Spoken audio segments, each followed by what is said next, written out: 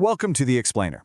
Today, we're digging into a report from the tech research firm Virtualization Options LLC. And it asks a question every single business leader has to face. How much reliability is actually worth the money? And listen, this isn't just a tech chat for your IT department. No, this is about the fundamental health, the reputation, and the finances of your entire business. Let's get into it.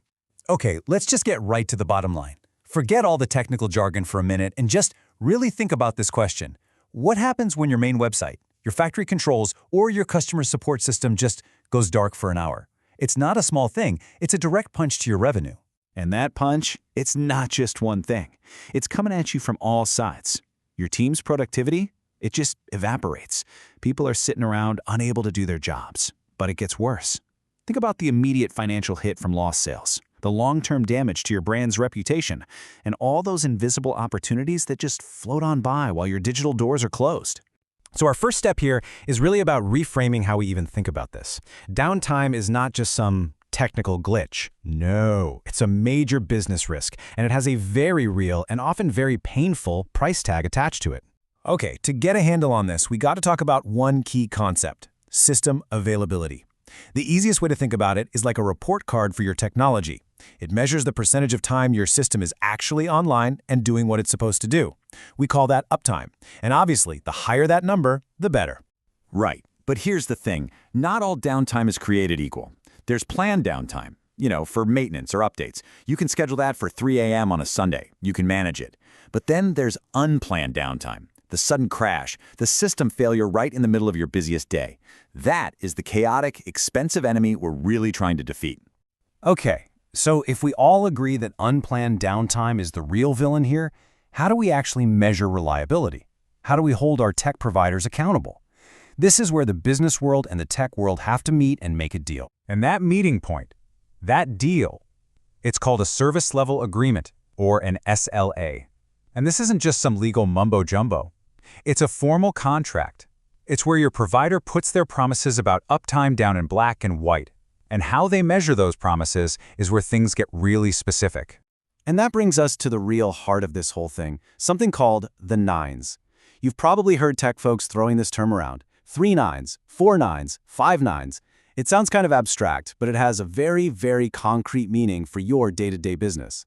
Okay, and this is where it gets absolutely fascinating. Just look at how much the reality changes with every single 9 you add. So 3 nines, 99.9%. That sounds awesome, doesn't it? But hold on. That still allows for almost 9 hours of downtime in a year. Add one more 9, and you're down to less than an hour. And then you get to the gold standard, 5 nines. 5.26 minutes. That's it. That's the total amount of time your system is allowed to be down for an entire year if you have a 5 nines guarantee. Now, if you're running a global online store or a financial trading platform, the difference between 9 hours and 5 minutes could be worth millions, maybe even billions. Those little decimal points matter a lot. All right, so getting to that level of uptime, that kind of rock-solid reliability, it definitely doesn't happen by magic. It has to be built, designed, and architected right from the very beginning. And you need that solid plan. Because, let's be real, things break.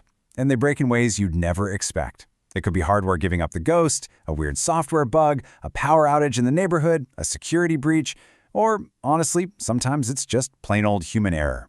A truly tough system has to be ready for all of it. This all leads to a really fundamental choice for your business.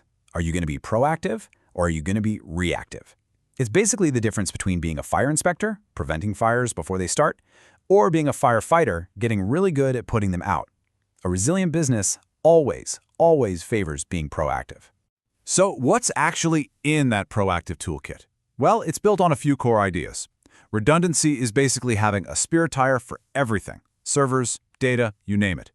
Automated failover means the system can switch to its backup all by itself, instantly. No human has to flip a switch.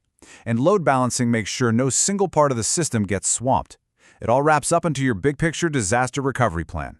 And this right here is where the rubber meets the road for you as a business leader. Because all that cool stuff we just talked about, the redundancy, the automation, yeah, it costs money. Achieving serious reliability means you have to strike a very deliberate, very strategic balance between how much you spend and how much uptime you get. So how in the world do you find that sweet spot?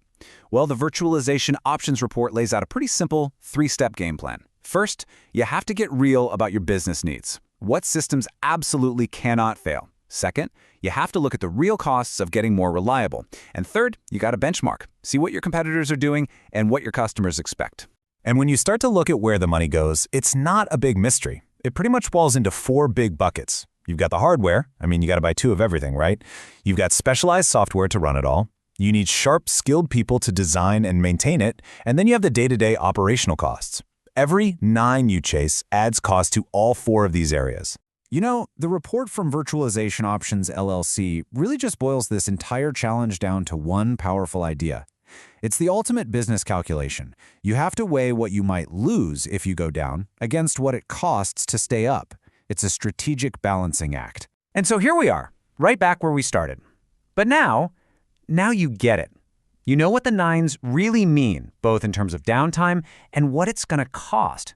You're ready to lead this conversation. It's not about chasing some impossible idea of perfection. It's about making a smart, informed financial choice for your company. So take this question back to your team. How many 9s are you actually willing to pay for?